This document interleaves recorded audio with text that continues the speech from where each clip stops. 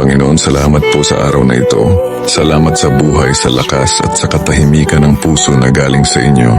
Maraming salamat sa proteksyon na araw-araw naming nararanasan kahit minsan hindi namin napapansin. Ramdam namin na nariyan ka. Lord, sa bawat oras na napagod kami, Ikaw ang nagbigay ng lakas para magpatuloy.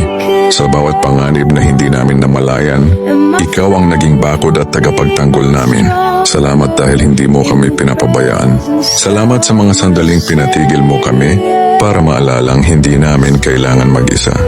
Ngayon, hinihiling namin, patuloy mo kaming gabayan sa bawat hakbang.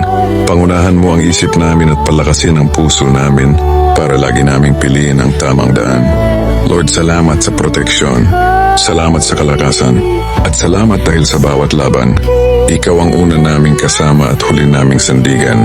Patuloy mo kaming ilayo sa kapahamakan at punuin ng liwanag ang landas na tatahakin namin.